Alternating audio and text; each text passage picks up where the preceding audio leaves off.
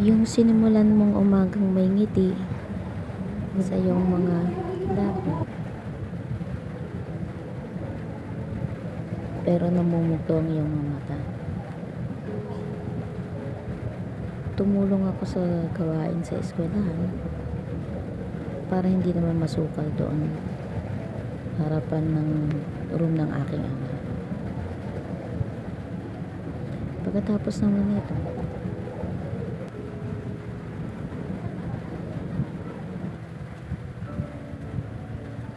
sinundo ko ng alas 10 ng umaga ang aking bunso, grade 1. Sa oras na yan, tumutulo ang aking luha. Simula umaga hanggang alas 10.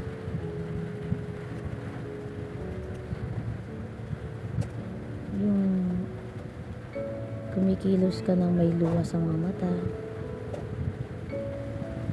sa dami ng problema, yung tatapusin mo yung problema, may panibagong darating.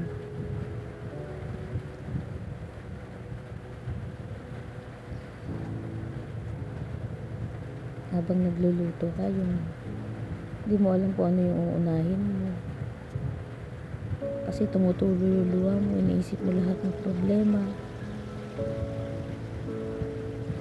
lalo na sa oras na yan. Sunod-sunod yung problema na dumating sa atin.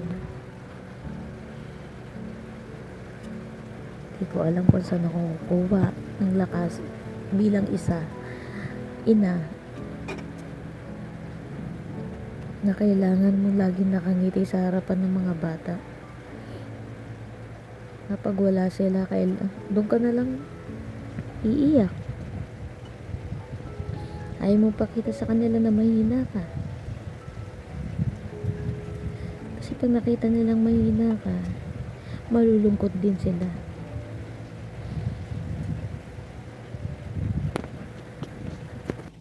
Hindi sa lahat ng oras magiging malakas kaming mga nanay. Minsan nga, natutulala na lang kami. Umiiyak sa sulok. Iniisip kung paano re-resolbahan yung problema na tapos na yung problema na dumating sa'yo, may panibago na namang darating. Napakahirap talaga yun. Tapos magkaroon ka pa ng isang anak na pasaway, yung dalaga ko, itinakas yung motor.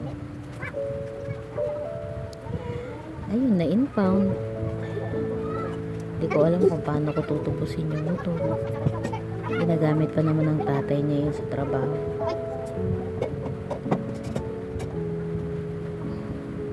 Pero sa kabila na niyan, kahit marami na akong iniisip, kailangan pa rin maging malakas ako sa harapan ng mga bata.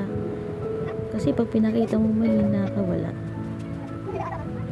Malulungkot din sila.